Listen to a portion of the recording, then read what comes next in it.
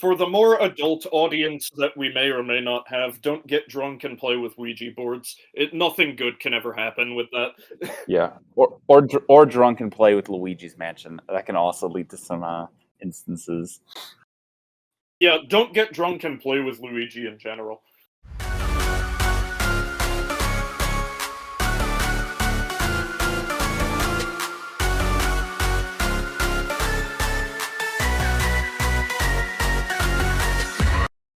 Yo, what's up, guys? This is the Problems Well Done podcast, the pinnacle of weekfake content. I'm your host, Johnny, with my fellow co-hosts, Ika and Salty. Hello. Hi. And today, the man, the myth, the legend, the all that is holy, the dance master, the imaginary friend, the one, the only, Tempora is here tonight, folks. Howdy, folks. And tonight, guys, it is a spooky episode. This is our second time around. We're doing it well. Last time around, we definitively said that Snickers bars are the best candy. We talked about. No, we yes, didn't. we did. Last time around, we brought in Miles, so we've already improved upon that. Miles, leave your hate comment down below. You think Miles is going to see this? Damn right, I think he is. Anyway, tonight's a spooky episode. Spooky time, guys. So, last time around, we talked about Snickers bars, talked about different things. This time around, we got a little something else lined up. First things first, Tempora is going to discuss the origins of Halloween. All right. Just gonna drop it on you right now. All right. Well, I can tell you what I know. Yeah. I don't guarantee that it's going to be comprehensive, but Okay. I do guarantee that it is going to come out of my mouth. So It's all good, man. So, I mean, a lot of Halloween finds its origins in the various Celtic cultures. Particularly, they had an autumn festival called Samhain. You'll hear a lot of people mispronounce that as Samhain. You could argue that perhaps that's not a mispronunciation because language changes with time and that it's just a diachronic evolution of the word. But either how, anyway, this holiday was the time at which the veil between the world of the living and the spirit world was reportedly at its thinnest. And so the souls of the departed and nature spirits and fae and various other entities floating around in the environment could cross over and make themselves known. And so there came to be a spiritualistic aspect associated with harvest through the duration of autumn and into the beginnings of winter,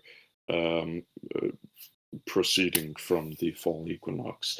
And so that's that's sort of the very nascent beginnings of Halloween as a tradition, because it was then incorporated principally in Ireland into a Christian holiday adapted from its earlier pagan roots. What Christian holiday? Hallows Eve. Well, okay, duh. And that is when traditions such as, proto trick-or-treating and the like began. Especially in the early days, you had sort of customs such as, playing actual tricks on the people you went around to, and it was less about candy, obviously, because that wasn't such a prevalent part of, Irish late antiquity or and so forth. So you had this moving on into, probably receiving like bread and turnips or something the like. Well, we all know the turnips were the first jack-o'-lantern. That is true. And so forth. And, eventually, with the continuing on of the ages, the culture evolved and so forth. And then in the modern era you get, cultural diffusion to other parts of the world. Some other countries begin practicing Halloween, corporatism commercializes it, and so forth. Ah, yes, capitalism. And we get the holiday that we know today. Oh, that's awesome. If you guys don't know what I was referring to, the origins of the jack-o'-lantern actually comes from like a story called Stingy Jack, where it was like, wasn't he like a trickster and he tricked death? Was it? Yeah, something the like. Whenever there's a character named Jack in, Anglophonic mythology of some kind, you can probably assume they're a trickster because they all come from similar origins with that name. And he used a lantern, Jack's lantern, which was his soul in it, and it was a little turnip, and he would just walk aimlessly forever. Something of the like. I'm not fully cognizant. You should know this a little better. It's been a long time since I looked up Stingy Jack. Yeah. Anyway.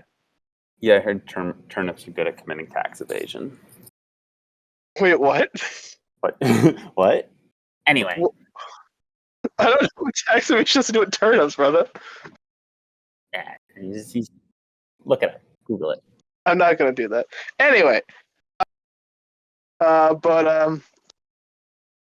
Tempora. What is the scariest time of your life? Let's see. Scariest thing.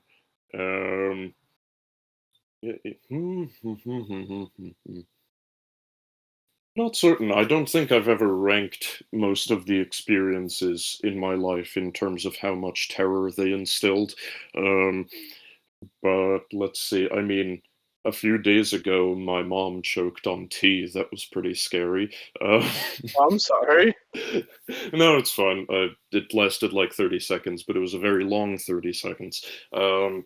Oof. Yeah, I mean, it's quite frightening when you don't know if something is going to become a medical issue or not. So, let's see. But besides that, in terms of like Halloween type scary, because that's the mood we're evidently going for. Don't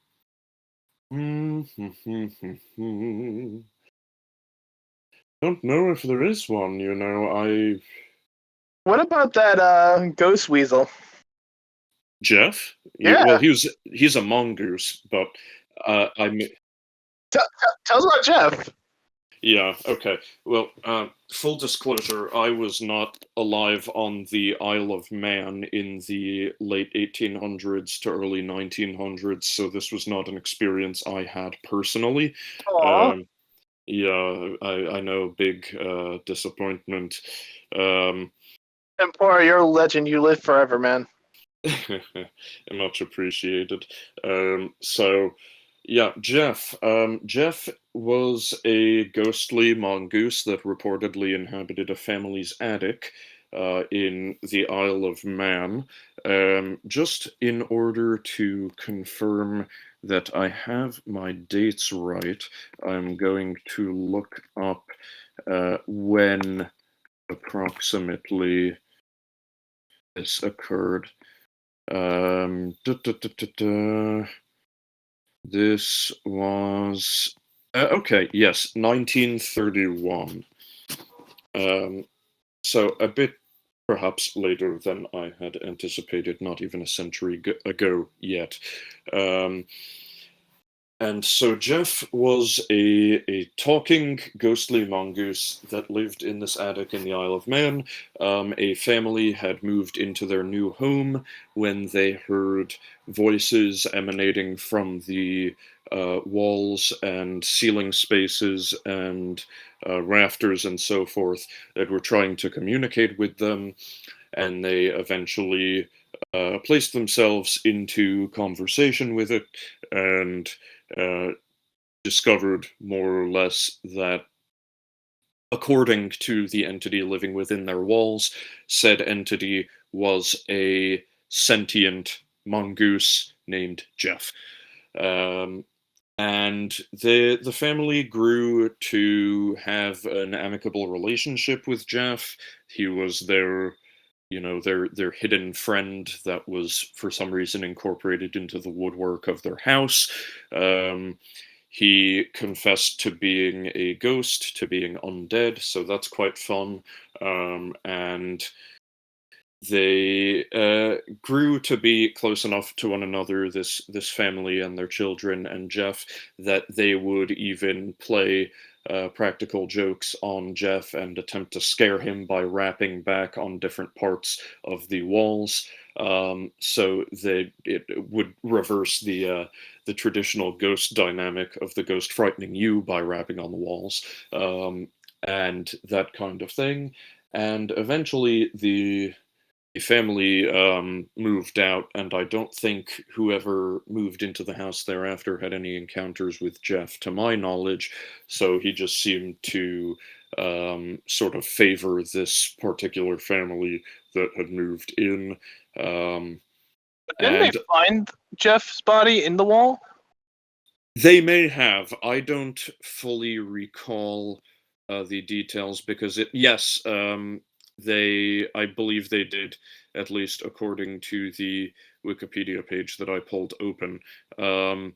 However, it has been quite a while since I read this tale, so I probably don't have all of the details fully accurate. That said, I do know that Lemon Demon has a song about Jeff, and I know this because the song was raised to my attention independently of anyone knowing about the actual Jeff case. Just a friend of mine who was not aware of this actual story told me about the song. The stories So that's make quite up why a neat. mongoose. Ika, you got any yeah. scary stories? Yeah, that's the rundown.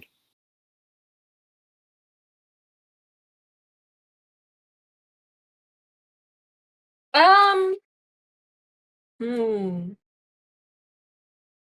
Oh. Yeah. Actually. It doesn't. Well, you said stories. Doesn't have to be mine, but you just. Yeah. When you asked me that, I was like, what are some things that legitimately scare me? One of the few things that scare me, like I actually believe in ghosts. I believe in Yeah. spirits. You Yeah. know. Mm-hmm. But one of the other things that creep me out is our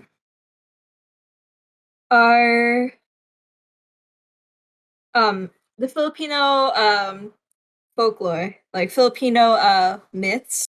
We have a lot of monsters slash types of spirits that legitimately freak me out. Like let me just take a quick search because I don't want to name one thing and then it's another thing. Don't you have multiple types of vampire that fly and or strangle you Yes. using their intestines? Yes. Okay. Yeah. So for that vampire, our version of a vampire, it's called manananggal, and it's this think a woman, right? Where they don't have a lower body, so they only have their torsos and up. And usually, you would see people that have seen those report that there are some low hanging intestines from around that torso area, and then up there sometimes they report that there's no arms and then it's just like bat wings. Sometimes they do have arms, but yeah, that's our version of a vampire. And yeah, it's pretty scary. And It's basically what's a zombie vampire. yeah, yeah. And usually the prey is usually like pregnant women, sleeping women, like anything that has to do with like someone, carry like having a fetus or like, like extra blood, that's their victims. So those are like one of the things. And then there's also another one, and this one like creeps me out the most. Let me just make sure I have the title right. Oh, okay. I've been like the whole time I've been saying um manyanak. It's not manyanak. It's called tianak. And it's almost it's like the same family of like manananggal, where it's like they're vampiric. Yeah, they eat people, they consume blood. But this one this one takes on the form of a baby or a child. The oldest is a toddler, and they would take that form. And they're so they're vampiric like changelings basically. And one of the main things, the way they eat is they take form of a child, of an infant, and they would cry. They would be in the forest or in the countryside. They would cry, hoping to get people to take them in, because who left this child out here in the wilds? You gotta protect it. And then once everyone's asleep, or unknown, like everyone's not everyone doesn't have their guard on, then the Chanak transforms and then eats the people, eats its victims. And it's so creepy because after knowing now, it's like, oh yeah, definitely, like if you hear crying in the woods, just run away.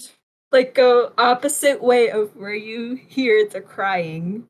So um yeah, and they I forgot the it's been so long, but as a kid I accidentally watched a movie about the Jana, and I I couldn't sleep for days because I was like, "Oh my, we're in the countryside," and I didn't hear any, kids crying or like babies crying, but it still scared me. It still leaves an impression.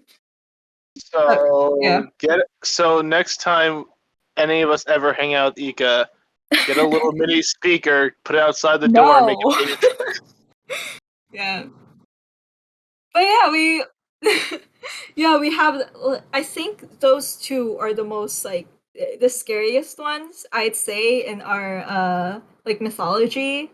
We also have like dwarves. We call them duendes.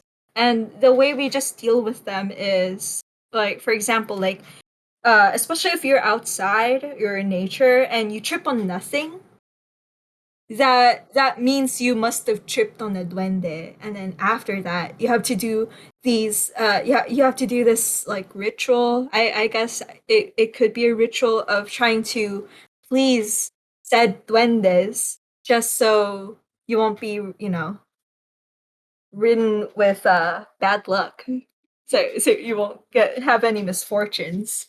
So Interesting. yeah.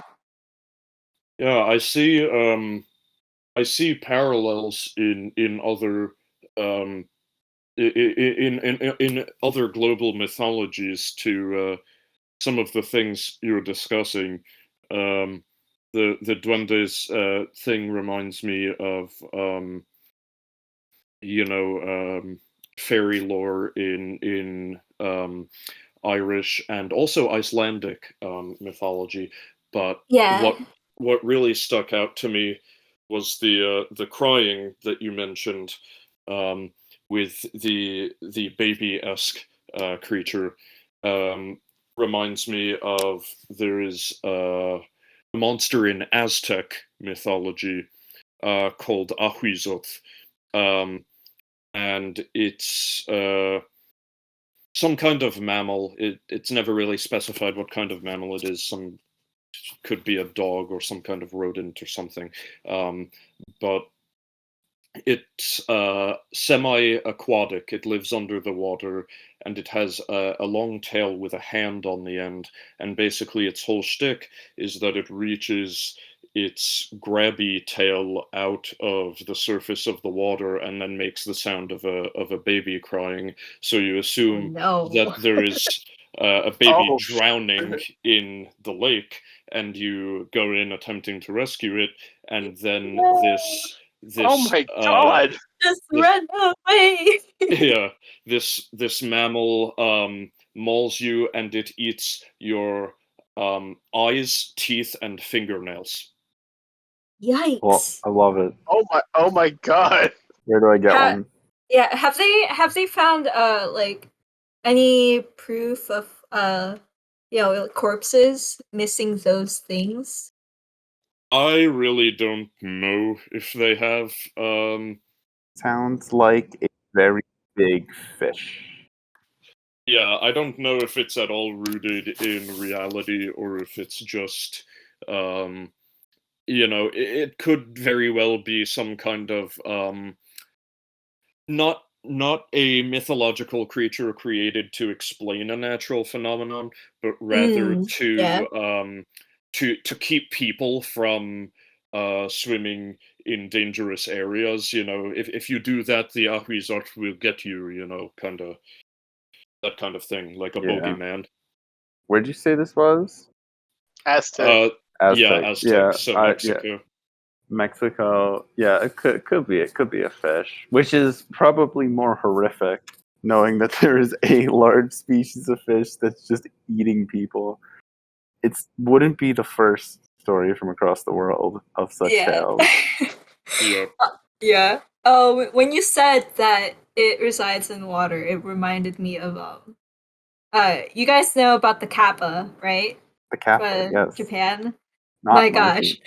I for some reason, like I always get this like whenever I go to the bathroom, sometimes when I'm in the bathroom, like intrusive thought, my main intrusive thought is like, bro, what if a kappa what if a kappa emerges in the toilet? And I'm like, that is crazy. What if a kappa? But what if? But what if? Right? But okay, like for anyone who doesn't know, kappa, it's from it's Japanese folklore. It's a demon, and they're very green. Sometimes they have like turtle like shell on their backs, and then they have like a plate as their heads. Um, and what they do mostly is they assault humans in the water. And other than that, they remove this organ called shiri kodama. Oh yeah. That's from the located asshole. in the yeah, it's located in the anus, and I'm like, no, oh no. So like, so it's like it's that intrusive thought whenever not like sometimes when I go to the bathroom, and sometimes I get that intrusive thought of like, hey, you're in the U.S., but what if? What if? Hey, What hey, hey. Ika. All you need is a cucumber. Yeah. Well, that's one solution. There are a Get a few cucumber. solutions to kappas. You can bait I them got a with it. cucumber. Oh, wonderful. One irrational fear. Cause you're just sitting there, you're very Exposed. you're yeah. unarmed. You're exposed. You're unarmed. There are a few solutions to dealing with a kappa, because these yokai always have some kind of workaround. So you either bait it with a cucumber, you spill the water from its head dish, and then it dies, or you wrestle. You beat it in a sumo wrestling competition, which will cause it. Is that why the Kappa from One Piece is a sumo wrestler? Yeah. I didn't know that. Nice. Speaking of Japanese folklore, little shout out to me and Tempura's past. me and Tempora have known each other since middle school. We go way, way back. Right? Right, Tempora? 7th grade. 8th grade. No, 7th. Because 7th grade, yeah. No, they said, yeah, you're right, 7th grade. I'm dumb. Well, this is established. Yeah, we established ourselves as knowing for almost 11, what was it, like 8, 9 years now? Well, I mean, let's see. In 7th grade, we were 12 or 13, so 10 years. Dude, I've known you for almost half my life. That's impressive. Anyway, I remember this one time we were going to this place called Six Flags. If you guys don't know, it's a small, unknown amusement park. Very, very low key. So me and Tempora are going from this amusement park. We were sitting on the charter bus, shot, tired, fighting to stay awake. And I remember me and him were on this bus. We hated every person on this bus. This is the bus I was literally remember Tempora. I was saying we had a bus that if everyone there was apocalypse and then we only had to breed with these people, we'd all kill ourselves. Yeah. So for a bit of context, hold on. Let me accurately inform the audience. This is a bus that Johnny signed us both up for, more or less without my consent, because he heard there would be girls on it. Wow. Okay. Okay. You know, Johnny.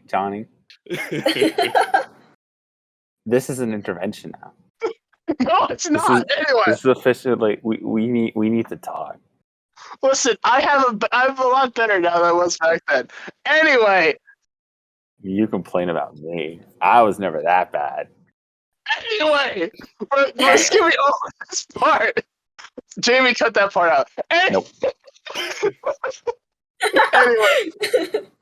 Anyway, so I remember I was half serious, and then Tempora, he was always in the macabre and also like the paranormal. So he just starts telling me stories, and I remember this one. It was this Japanese lady who has a red scarf around her face and a scissor. Am I right? Oh, I think I know what you guys are talking about. Tempora, can you say the story?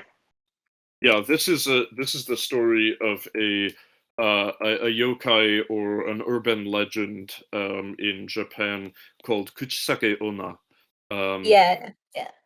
And it's the slit-mouthed woman, and she was reportedly the wife of an Edo era samurai, who her husband, in I believe perhaps a fit of jealousy or something of the like, never mind alcohol-fueled rage, killed her and slit her mouth with a scissor. And so in the modern era, she roams the deserted suburban or rural streets at night, with a wrapping over her mouth and a scissor, and she will begin to follow you home if you're out walking at that time. And if you stop and encounter her, she'll ask you a question. She'll unravel her mouth wrapping, and she'll ask you, "Am I beautiful?" And you have a particularly delicate and precarious choice on your hands now. The proper answer is neither "yes, you are beautiful," nor "no, you are not beautiful," because if you answer with the former, she will say, "Well, thank you. Perhaps if I'm so beautiful, you want to look like me," and then she'll slit your mouth. And if you say no, she will become insulted and just stab you to death with the scissor. So the proper response is to say, I'm not sure, let me answer you later. And this will make her confused enough that she no longer pursues you, because she will stand in the road and just sort of freeze and become static, boggled by the indecisive response that you've given her, and that will give you time to escape.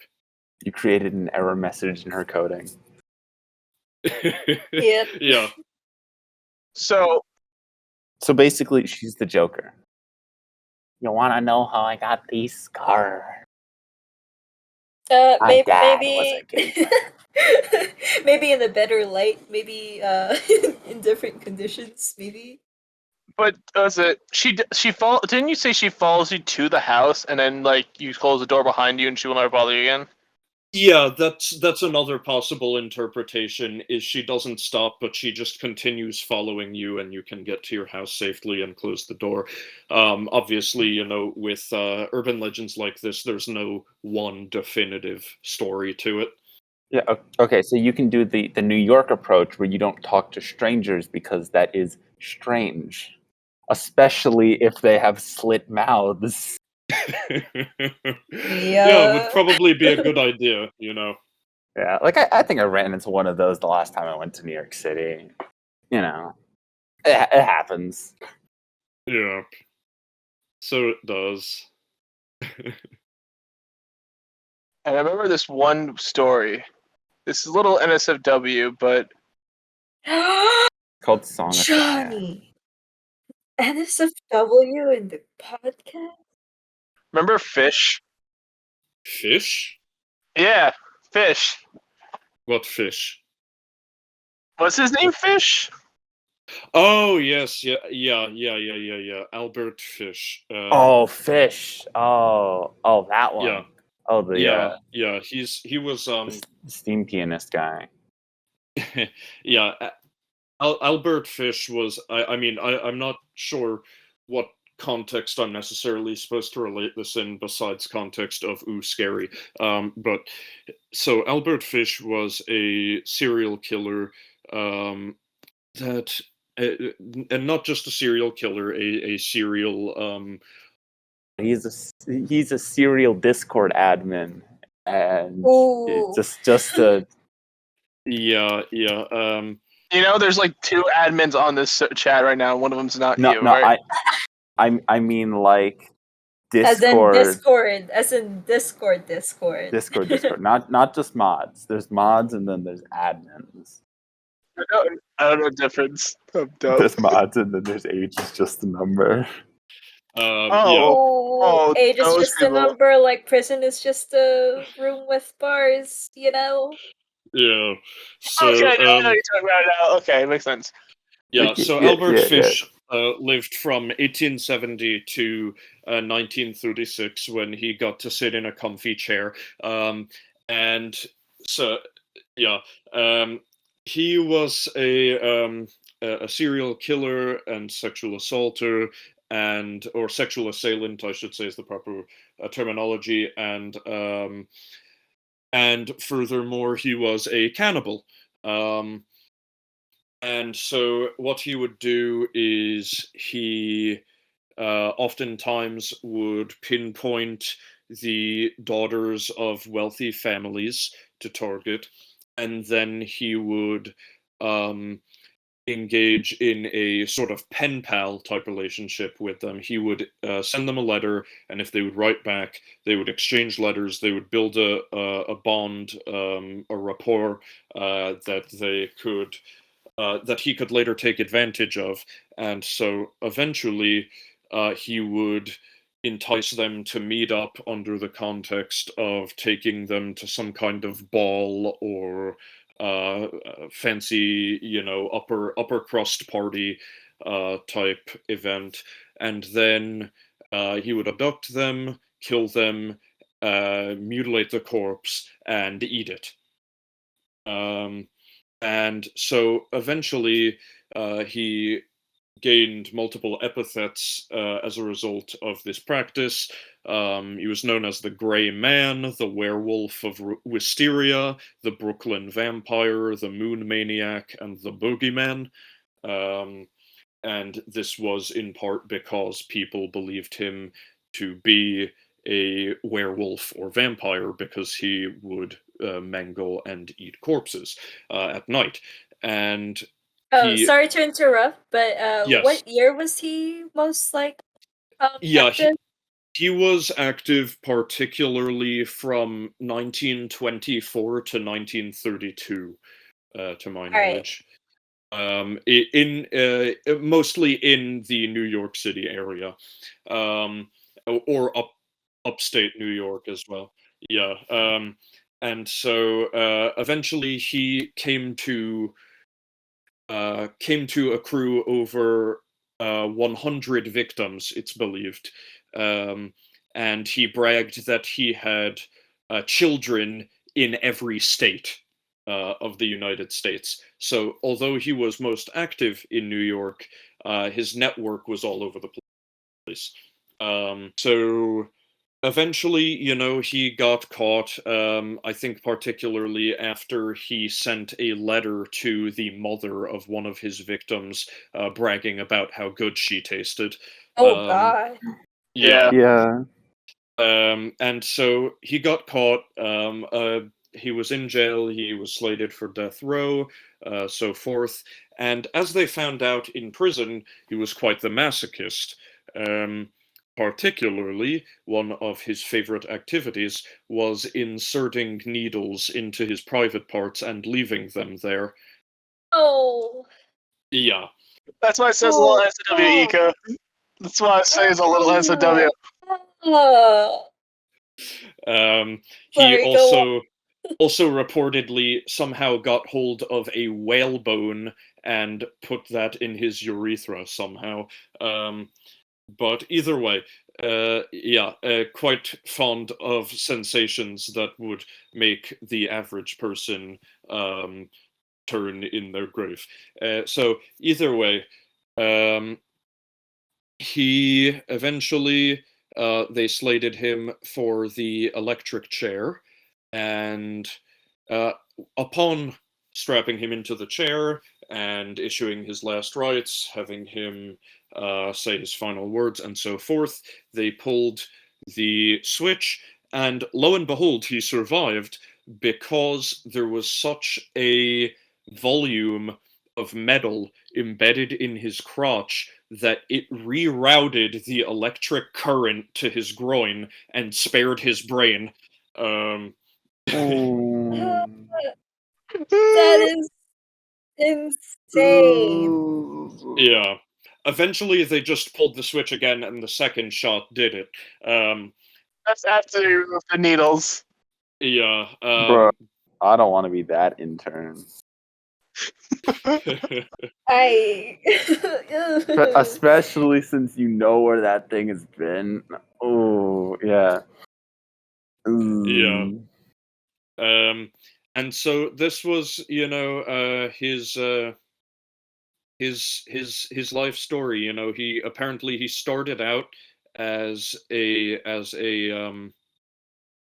he started out as a prostitute at age 20 in New York City, and his first clients were young boys that he took by force. And with time, he branched out to the other sex as well, after becoming fascinated by a bisection of a male sexual organ that he saw in a waxwork museum. I mean, hey, at least he wasn't a sexist.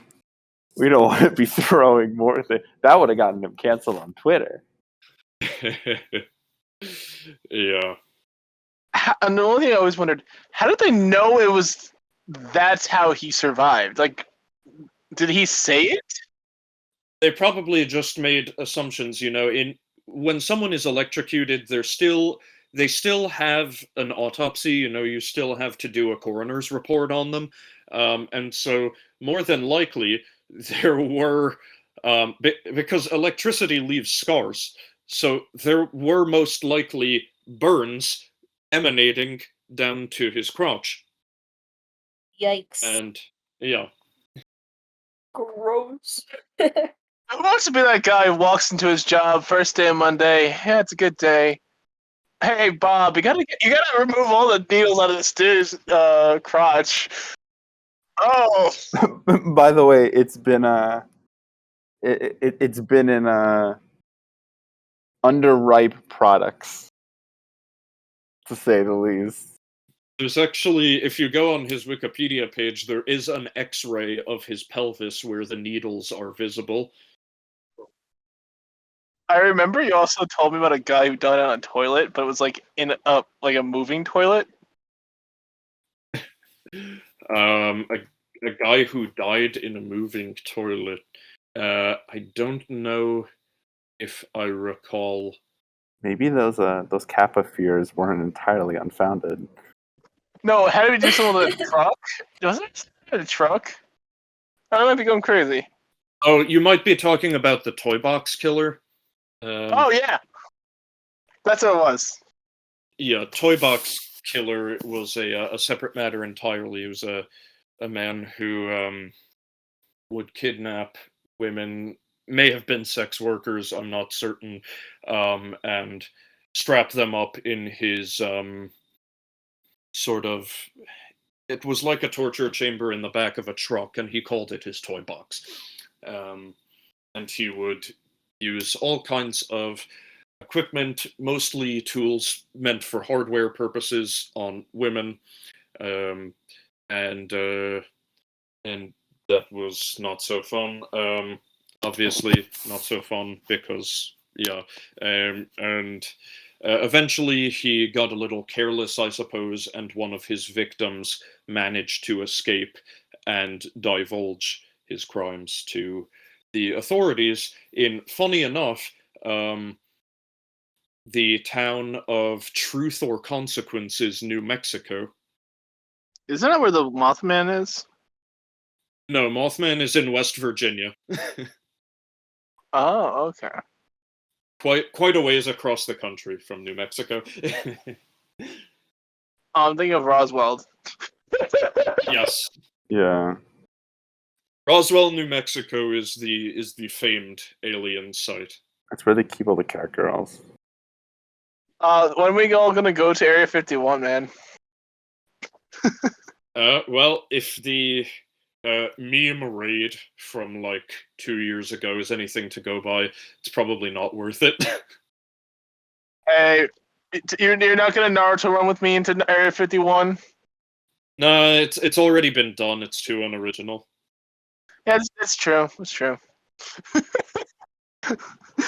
You know, the point of embracing life is to capture the spirit of the avant-garde and do it unabashedly so. And there's nothing quite like being nothing quite like Naruto running into Area 51 in November of 2021 that will point you out as a sellout to meme culture. the goal is to transcend the memetic, you know. Yeah. They can't stop all of us. We're transcending past the need to say that Demon Slayer is high art. Demon Slayer is good, bro. Don't disrespect. I really like it. You know, it's shonen but with spice. Actual spice. Exactly. See, the thing is, so with Demon Slayer, I read the first 4 chapters. Now, 4 chapters is obviously not a good representative sample to gauge what one thinks of a story. However, those first 4 chapters were, to me, unspicy, and that's why I didn't read further. So perhaps it does pick up spice after that. Yeah, it gets good after 900 chapters. Perhaps it's like perhaps it's like one of those ice cream sundaes from India that have saffron on top, and you have to eat through a significant portion to taste the spice. But either way, it's something that I do intend to go back to at some point, because I'm sure there is some degree of merit to the hype that Demon Slayer has earned. It's just at the time didn't capture my enthusiasm as directly as I would have liked it to, I suppose. No, yeah, you about hit the nail on the head. That's about what it is. Yeah, it's very valid. Yeah, I think the main thing that really sold me on Demon Slayer is like it's just how the writers like, hey, we've got these literal demons, but let's see like how they define like humanity where it's like, how far could you go to still be human, or like what's the limit there? And there's some parts there where it's like I have cried a few times. And yeah, sometimes there's some parts with certain characters where I'm like, no, you're annoying right now. You're effectively a very annoying character, and good on the author for making me feel this way, but I won't change my mind. And then a few chapters later, fine, I changed my mind. Like it's Zenetsu. yeah. So Zenetsu. Sounds like a bad relationship. No, this is okay. I think it's just me. But for me, it is a flaw for me to like judge a person quickly. Well, in terms of like just fictional, like when I watch shows or read manga or like read books, like that's my thing. I jump right in without looking both ways. But after I'm like, whoa, don't change my mind because I was already set on this. But I like it when they do change my mind. I think it's good. Yeah, it's just yeah. There's the life lesson here. There's no reward in terms of character building to being obstinate. The ability to change your opinion is always going to be a virtue. Yeah, Johnny. But Take what notes. was I gonna say? Why don't you take notes? I've changed my opinions before. And they're still bad. My gosh. But anyhow, yeah, no, the way you described, how it works to establish and reestablish and synthesize various definitions of humanity is definitely an enticing factor for a series, insofar as I just tend to gravitate towards things that do that. So that is a point in its favor. My second favorite series of all time, right behind One Piece, is Full Metal Alchemist. And yeah, and you'll notice if you pay attention well enough to the cast of Full Metal Alchemist, and if you tease apart their views, you will be able to arrive at a concrete definition of humanity for each character in the show. You'll be able to synthesize for yourself what every single character in Full Metal Alchemist's definition of humanity is, if you pay attention to what they say on the topic. And that's very fun that Hiromu Arakawa managed to explore the perspective of humanity from the viewpoint, the vantage point of upwards of probably 60 characters, each with a nuanced and personalized take on the topic. Yeah, she's a really great writer. Well, one of the best ones out there, especially. Full Metal Alchemist is a woman. I did not know that. Yeah, she's a female. I did not know that at all. And not only that, she has a new manga coming out soon. Oh, really? Yeah, its title has not been announced, but there was a promotional image released for it. I was at the library today because I had to drop off I had to go to. I don't have a laptop right now, and that's why my audio quality is still terrible. But so I had to format a resume because I was applying to a job, and whenever I go to the library, I do not take out anything from the library because I forget I have to go back, and I never do, and I end up having to pay for the book, or just because I always end up losing it or whatever. And most times I don't even go for the library for the books. I go for the DVDs or the Blu-rays. I never go for anything else. I go for the plot. Or they have also my library has a video game section, which is kind of cool. No, but I went to the DVD section. So whenever I go I go there, I look in the DVD section, but I would never buy anything. I never go and rent anything, but I always go to like the section where they're getting rid of stuff you can buy for 50 cents. And I literally picked up the Full Metal Alchemist, the movie Conqueror of Shambhala. Shambhala, yeah. I never saw it. I didn't even know it was a thing. Yeah, It's a movie. well, it is a movie, you're right. That should be self-explanatory considering Johnny called it a movie. But it's part of the, the anime canon of the 2003 series. It's not canon to the manga / Brotherhood.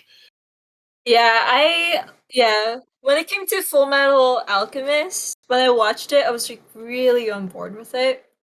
But then I noticed the shift like right away. For someone who didn't read the manga, I was like, wait, what? like what? So like something there just was like I wasn't even aware that at the time the studio the episodes cut up with the manga. But like it was so apparent, even a person who didn't know about it just like saw how there was this strange shift. Like Full Metal was okay. Because in the end, like it was very solid, but then like it just went Suddenly they're in awry. Nazi Germany, and you're like, what? But Brotherhood though. Brotherhood was great. Yeah. This is like the perfect transition because it's talking about animes that you recommend for Halloween, and definitely Full Metal Alchemist got that spooky vibes at some points. Nah, Eh, not for Halloween. not for Halloween. It's not for really Halloween, but it can have some spooky moments. Like it's got some moments that as the pieces start to connect, you're like, oh. I mean the summoning, not summoning, but like the whole taboo scene, that's pretty horrific. So yeah. But I wouldn't say it as a whole isn't scary. Well, it doesn't have to be scary to be Halloweeny. Like Soul Eater is not scary. If you'd like something psychological, something crazy, maybe Soul Eater. Wait, not Soul Eater, Mirai Nikki. There we go. Mirai Nikki's crazy. Yeah, but like I want to recommend something that's good.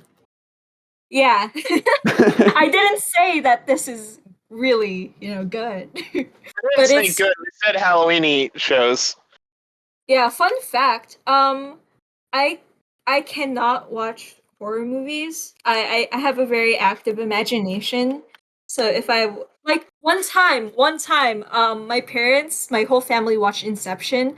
I didn't watch it, but I heard the soundtrack, and after that, I could not sleep because I swear the moment I close my eyes, I imagine like ghosts are just around me, which it's crazy, but like very active imagination. But the thing with me though, I've realized if it's animated, I could watch it. If it's animated, then I'm like, oh, there's a barrier of, like this not being real. I could like consume this and like come out okay because seeing it, it's just an animation. Yeah, It's there's just less a drawing. of Yeah. the connection. And this has been my TED Talk on why the Promised Neverland is and everything is cracked up to be. I'm just shitting on everything today. The Promised Neverland is great. Well, apparently the first season of Promised Neverland, the director was actually known for his works in horror. So I think that's why there's like a few scenes here and there where it's like it's got that horror flavor to it, that suspense flavor. It's got the flavor, but it's Yeah. not quite. It's more like suspenseful action than like actual horror. Yeah, so we're not saying we recommend that for, Halloween, for the spirit of Halloween. I'm trying to think of other I got a good one. things. I got a really good one. I got a good one. As do I. Blood Blockade Battlefront. Oh yeah, Kekai Sensen. I don't know if Kekai Sensen fits Halloween, but I love it. It doesn't fit Halloween, but it is a good recommendation. Yeah, It's a good recommendation. It's not like specifically that I'd recommend for Halloween. That'd be like me recommending the entirety of Regular Show as a Halloween show because it's got a couple Halloween episodes. I also like. I'm gonna say this now. Grim Adventures of Billy and Mandy, Courage the Calorie Dog, stuff that has like the macabre, even if it's not scary, it's just for fun. Like the old school cartoons that they like. Nowadays you're never gonna see a Grim Reaper be best friends with two kids, but I'm gonna be honest. Courage the Cowardly Dog still trips me up, but like it's entirely different now. Like some of the things that get me, it's more like things that were never intended for the general audience to get at the time. But then like it starts to hit you later, and you're like, oh fuck. The fun thing about Kekai Sensen is there's really an artfulness to its inexplicability. yeah. They've done a show, but and they really just launch you into it, but the degree to which it's like stochastic and breeds entropy is the art in itself to that series. Yeah. Yeah, and also the opening and the ending songs are both. Oh yeah. Johnny wouldn't know about endings, but like the ending is no. I actually watched that ending. I love the ending of that show. yeah, but you've got no Good, reference. Johnny. Good. I would have left the call. Would have left the call. If you said I've never watched the ending because of your weird creed, I would have. I would be gone. There are so many like animated parodies as well of that ending. Yeah. And Yeah. I remember seeing one with the whole cast of Attack on Titan, and it almost made me like teary-eyed because I was like, look, it's my children and they're having fun and happy and not in the shit sack world that they have to deal with for the entire series. Yeah. I love the like one of the things I love in the ending is like just the way just how it's presented, But then the part where it's like and then you see the imagery of the sister and like And the first time I watched it, I had to fight it back, the tears, I had to I was like, no, we were having a good time, and you brought the thing with the stuff. the thing with the other thing Yeah, happens. Yeah. it's great. It is, yeah. But yeah, Halloween recommendation. So for those of you who don't know, which is probably all of you, I am a huge Junji Ito fan. I own all of his stuff that's been released in English and a few of the Japanese exclusive ones as well. And so one big exciting thing that's on my radar coming up, even though it won't be out in time for Halloween, so it's a belated Halloween recommendation. It'll never be out at this rate. Didn't they they're releasing a video delaying it, and they're like, "Here's what we got," and it's like 2 seconds of footage. Like, I hope that's not all you got. Templar, come next year for the next Halloween episode, and you can recommend it again. Yeah, it's the but yeah, it's the Uzumaki anime. Naruto? Which is going to, no. Johnny, Uzumaki is Japanese for spiral. Oh. Johnny the grown-ups are talking. Oh my gosh, yeah. Spiral. Ooh. Yeah, it's Uzumaki. It's a horror manga about spirals, and it's how can a spiral be scary? I'm Read kind Uzumaki of and you'll see. Yeah, I'm kind of ashamed though. I didn't think of Junji Ito the moment we say scary and Halloween. I'm kind of embarrassed. I'm sorry. I'm sorry. I should have. I mean, I only watch things, and that anime from 2018, we don't talk about that. It never happened. So Johnny, Junji Ito, his specialty is turning mundane things scary. That's the whole point of his horror that's manga cool. career. Yeah. But it's really it's a terrifying manga in a very good way. But either way, they're releasing an anime adaptation partnered with Adult Swim. It's going to be in black and white. And Oh wow, that sounds interesting. Yeah, Ito's kind of like Ito's work is kind of like Berserk in that it really uses the medium well, and that's why it's been so hard to adapt. yeah, he's very big into body horror. That's the other component of his storytelling, and lots of young women protagonists, or like nerdy young men in investigative journalism. But Classic. yeah, He's trying to tell us something. yeah, right. And so, but yes, in terms of Halloween recommendations and Junji Ito, wholeheartedly recommend all his manga. I do not recommend the Junji Ito story collection anime because that was a horrible adaptation. What do you mean that they've never adapted his work? It's never happened.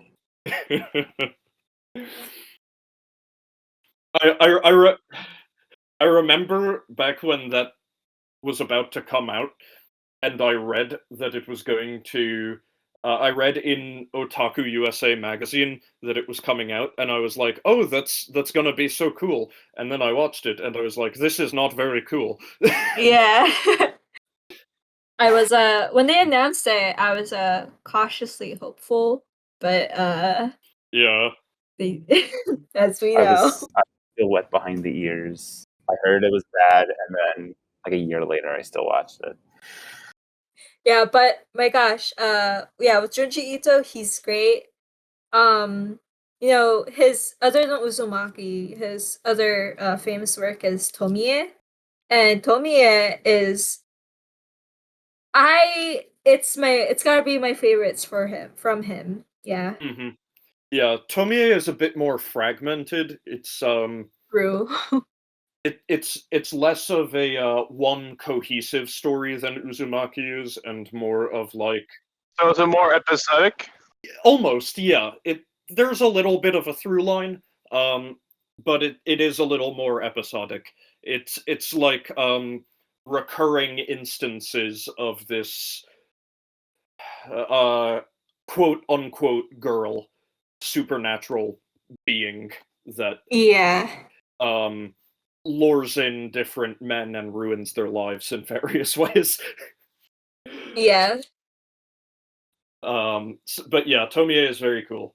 And then he has a third sort of famous work as well. Well, he has a lot of famous works, but a third sort of famous larger work as well, which is called Gyo.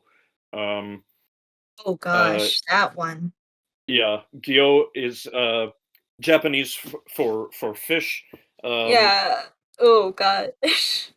That one. That Gil was actually the one that made me, like turn my phone off. That's where I read manga if I don't have it physically. That's where I was like, okay, I need a break. Cause yeah, I love his mind. I love how he translates like his mind to physical works of art.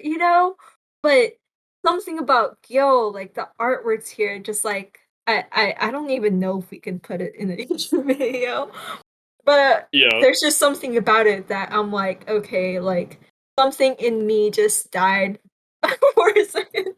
I need to look away. I need to touch grass. yeah. Yeah. I recently I picked up his latest English release called Censor, and that was very good. A bit requires further analysis after reading it. It's not something that you just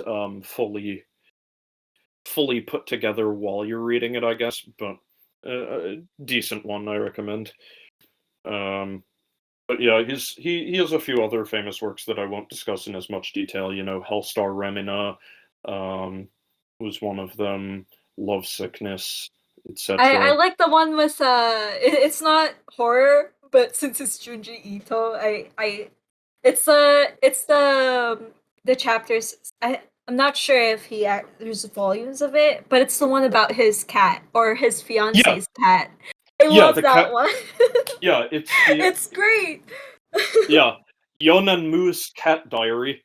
Yeah, oh, okay, yeah, because it's literally just Junji Ito with his fiance and the fiance's cat, and then the way he would draw the instances that happens with the cat is like it shouldn't be creepy, it shouldn't be scary. But the way he writes out his experience and his views of the cat is like, oh god, like I'm scared for you.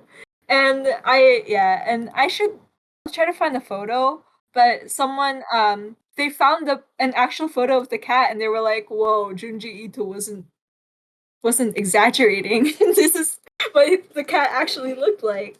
Uh Yeah, he's yep, great. yeah. And I'm happy to report there is a physical volume of that, and it is sitting on the shelf behind me. Um, That's but yeah, awesome. yeah. And then he's adapted a few other authors' works as well, and gotten acclaim for it. You know, Osamu Dazai is No Longer Human, which was a novel he's adapted. And he's adapted as well Mary Shelley's Frankenstein into a manga. Yeah. Oh, that's pretty cool. I'm assuming that's a little more accurate than the Fate version of Frankenstein. Probably. Nah, Fate made the best Frankenstein. Right after Soul Eater, man. Oh yes, Dr. Frank and Stein. Yeah. Frank and Stein, man. See, I thought you would have rallied behind the special edition Frankie World Collectible figure Halloween version. Which I have in my room right now, which is a beautiful. So if you guys are not friends of Front One Piece, it's an obscure anime that has only like 994 episodes. Johnny, we've already made that joke this episode. Anyway, so they had this special edition Frankie figure, and it is of him as Frankenstein. Oh my god, I've wanted this thing since like 2013, and there's a service called Buye, Buye. We're not sponsored. Buye, if you sponsor us, we'll take it. We are more than happy to praise you.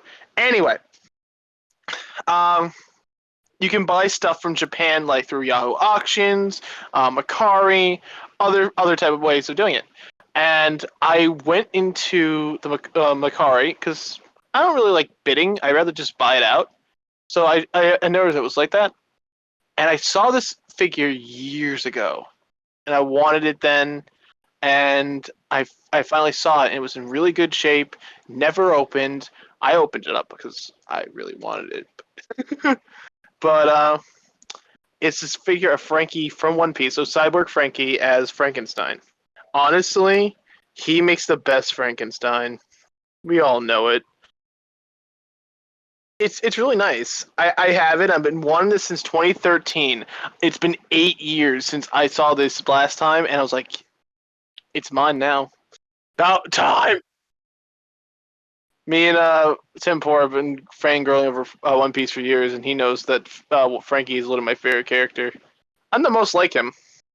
I could see a case for it in certain instances, yeah. Could see a case for it. Tim Poor just uses higher language. That's all it is.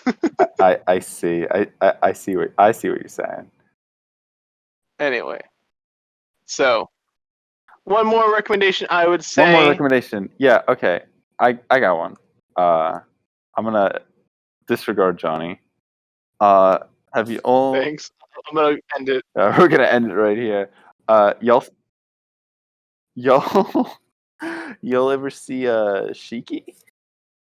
I've heard of it, Ooh, haven't seen it. Shiki. Yeah, that is, I think, the one piece of animated content, one anime that I've watched that is like genuinely terrifying. It's a lot of, what you were saying about Demon Slayer, of trying to draw the line between what is human and not. And it's a lot of that, mixed with a very slow burn with some great payoff if you're willing to take that shot. Definitely, I don't think Johnny's seen it. I have not. Yeah. To be honest, I've heard a lot of good things about people who've talked about Shiki. It's definitely, I think it'd be a good recommendation. Personally, haven't watched the episodes, but I know what the story. I know the plot, and I know how the story progresses. So even just by knowing that, I think it's a really good one. Yeah, it's gets me. This season always gets me right in the mood, and the openings are bangers, absolute classics. Yeah, it's it's a good one. It's a good one. Watch that instead of Demon Slayer this season. Do yourself a favor. Nah, man. Yeah, as Johnny always said, get cultured. Yeah, watch Demon Slayer. I'm looking Shiki up now, and there's a lot of imagery of a sort of gothic Lolita girl with pink hair and blacked out eyes. Oh yeah, Mm-hmm. And then there's the pink one's not a lolly. The actual lolly is a lolly. Gothic Lolita is a fashion Oh, style. yeah, I wasn't calling okay. her a lolly. Okay, yeah. No, yeah. But there is a actual lolly. So you can see where the confusion gets from. Also very gothic. If they weren't corpses, I'd dig it. A show that kind of reminds me of Halloween, and I was so pumped for, but this is kind of like a not recommendation just because it kind of left me like kind of flat. Okay, it goes through actually both shows. I'm gonna say, Promise Neverland we talked about. The first season was a bop. I loved everything about it. The second season was bad. I was about to make the same joke with Wonder Egg. Oh.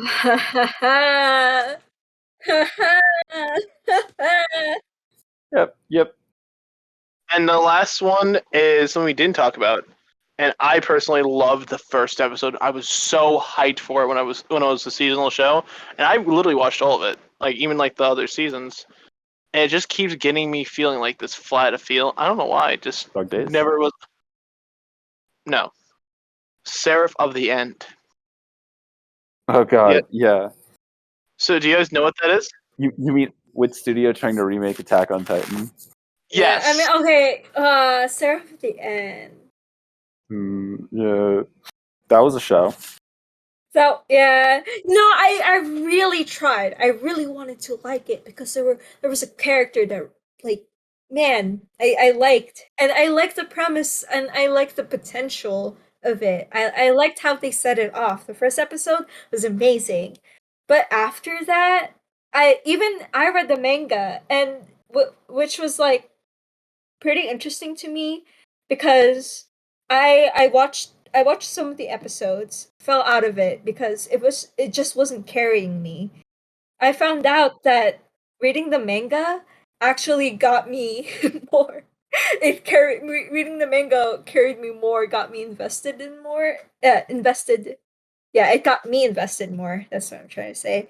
But in the end, like, it was, dare I say, generic.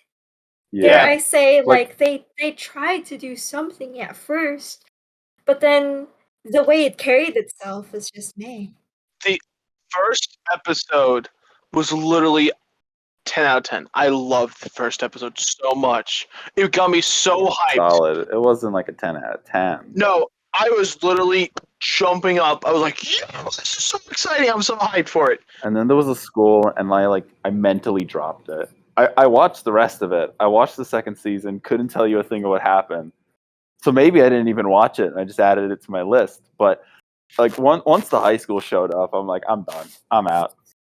It just became generic. It just came generic. It was literally one of those shows that had such high potential and just ruined itself. It was what studio trying to remake Attack on Titan, and it's like, bro, Yeah. stop, please.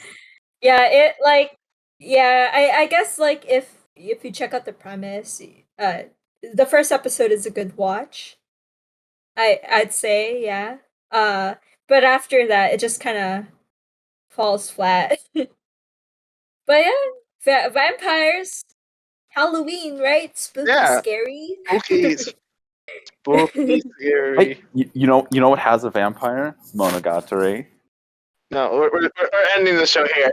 We're ending it here. It's got spooky. It's got spooky, That's spooky, our and show, reminds me of folks. my crippling forever aloneness, which is the scariest part. It's got platinum disco. It's got platinum disco. That's pretty hype. Yeah, see, the thing is, Seraph of the End belongs to a somewhat overdone genre at this point, which is, like, I'm gonna call them vanquishing series. Series where the premise is supernatural threat invades in some kind of en masse in some way, and the premise is to vanquish them. Yeah. I can't even I can no longer count on my fingers and toes the number of series that have that premise. Yeah, it's one of those, like, I want to say it's like an intro anime, but it's not. It's like when you're in your early teens, there's a very slim window of the kind of person that will stand everything that show brings forward, and it's not the only one. There are plenty of other the mid 2010s is full of them. Like Akame ga Kill. I might get people angry if I said like Noragami and Blue Exorcist. That's kind of on the higher end. Like it's not. It's so obvious who they're targeting, and Yeah. they've all got They've all got well, the same I trope. I do love Noragami. but yeah. And it's funny because I love Akame ga Kill and I like Blue Exorcist, but I know exactly what you're talking about. Yeah, Either way. like I enjoyed Noragami when I watched it like 4 years ago, but I was also like a sophomore in high school at the time. So, and then I remember watching Akame ga Kill, I think at the start of last year, and I'm like, I probably would have liked this if I was 3 years younger and still in high school. Yeah. Can I say a thing about Akame ga Kill? I've heard it has great characters, good storyline. Like I've heard good stuff about it. My one thing with it is if I present you pictures, different screenshots of the whole series and present it to you, unless you don't know that it's Agami ka Kill, I would bet that you wouldn't know it's the same anime. Yeah. I think the style is all over the place. I think it doesn't have a set aesthetic. And and I'm not too big on design, but I am sort of I do draw. I do like concept art. I have a thing for it. So seeing a Akame ga Kill just sets me off a little bit because I'm like, you guys, all these characters, their designs look like they all belong to different worlds, and then they just merged. It was like, yeah. I can partially see what you're saying, but there are visual hallmarks to it as well. I think the visual hallmarks to it might be more prevalent in the manga than in the anime. Just the anime, the way it was drawn was inconsistent. So. And didn't the anime just kind of fuck off the manga and just do whatever they wanted? Yep. Yeah, but big things to that though, that like one thing I have, like that one gripe, I tend to appreciate other series more now with like the way they have their design, the way that they carry their aesthetic. Like one big one I would like in terms of design and aesthetic and like just the way that it continues its setting, its theme visually is Black Clover. I like that. Every time I'm like, if you show me like a piece of clothing or like just the way it looks, I'm like, oh yeah, Black Clover. Like, I think it's very unique. I really like it. I think the final thing I want to sorry, the final thing I want to say is I looked at this. So Ika recommended a show to me, and I finished it on October 31st, 2020. Yu Yu Hakusho. Hey, my gosh, OG. I it's the OG shonen. I stand by that.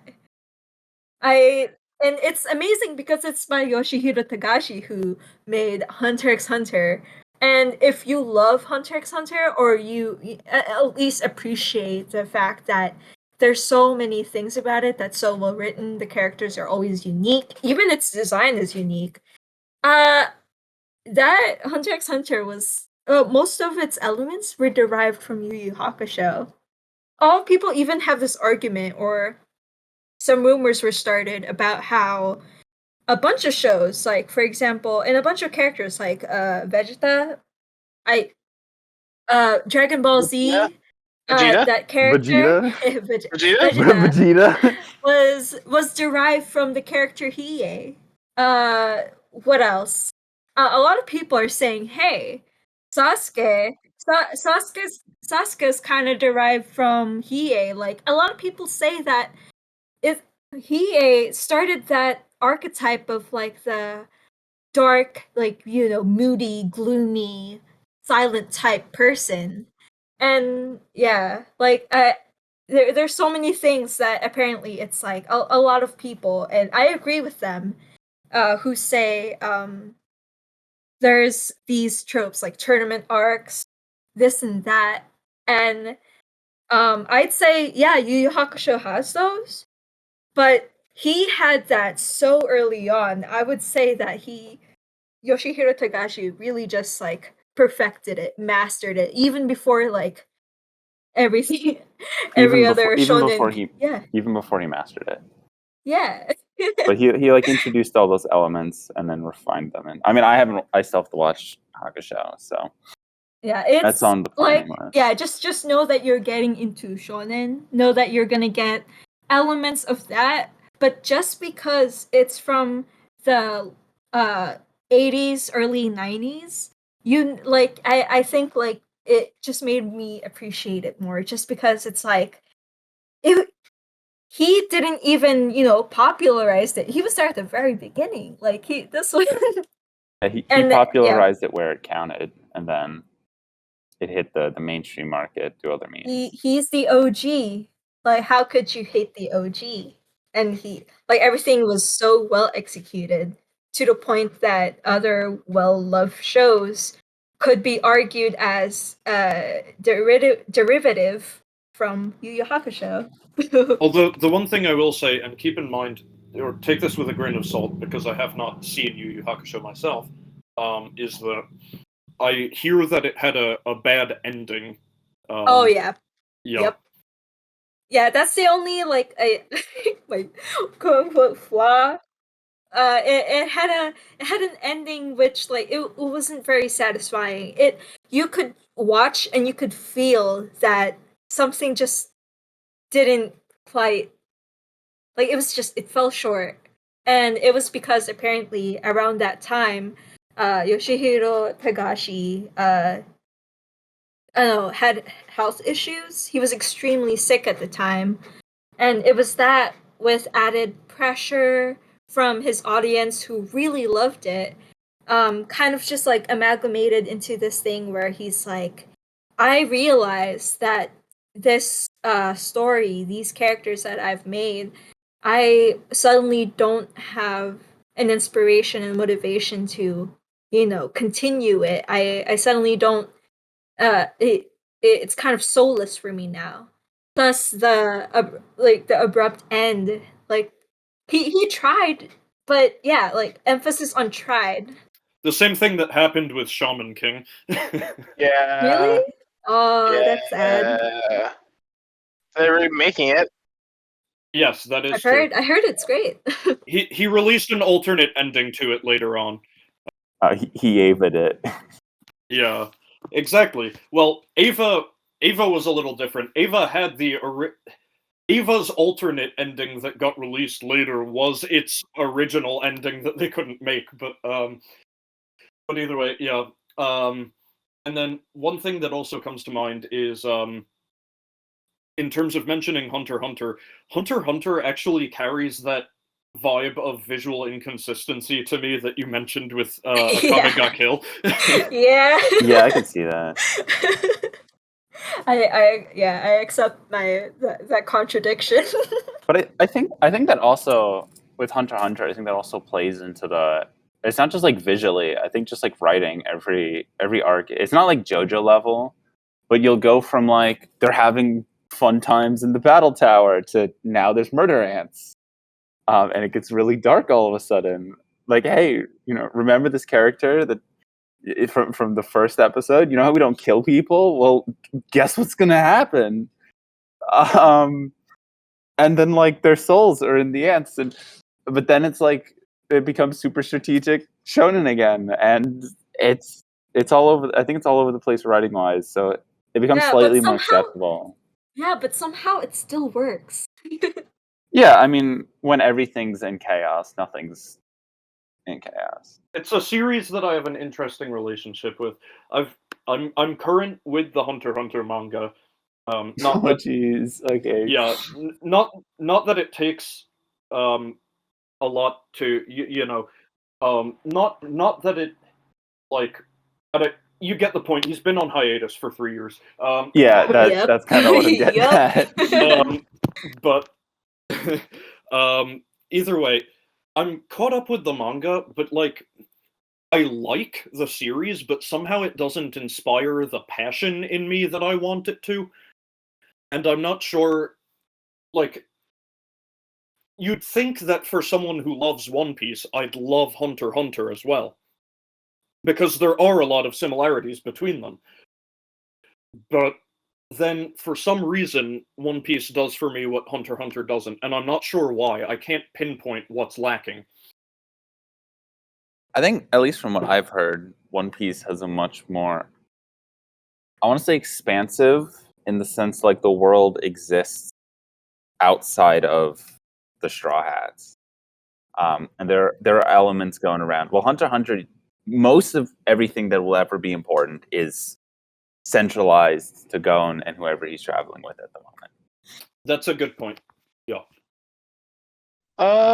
You can argue the Kurapika arc was kind of important. Was about him, not Gon, really. Well, but he That's was. also true. Yeah, he was, and then but like Gon was also there. Yeah, but the main focus was him and not really Gon. Yeah, but it's like it's the instance where Gon shows up, and then now we have an arc. This time it's with a different character. Like Killua's got a bunch of these. Where like it's about him, but since he's kind of traveling with Gon at the time, it still fits to that small. I get it. Yeah, I guess that's somewhat case in point, because like last year or sort of 2 years ago, One Piece had a 13-chapter long flashback that was arguably the most important flashback in the series, and it featured none of the protagonists. Exactly. Did it include Shanks? I like Shanks. It included Shanks as a child. Dang. Okay. Sorry. Yeah. Even though I I haven't watched fully One Piece, like I do know most characters. I do know like most of what happened. Question mark. What you're saying is you just didn't put the time in to actually watch a show. Well, I can see what she's saying here. You pick things up through cultural osmosis, kind of. Yeah. Yeah. Just watch the show if you like what you see. Yeah. Yes, Shanks. I too remember Guild Arts, but that's a story. We're getting a little long here, so Anyway, and that's our folks. That's our show, folks. Be safe this Halloween.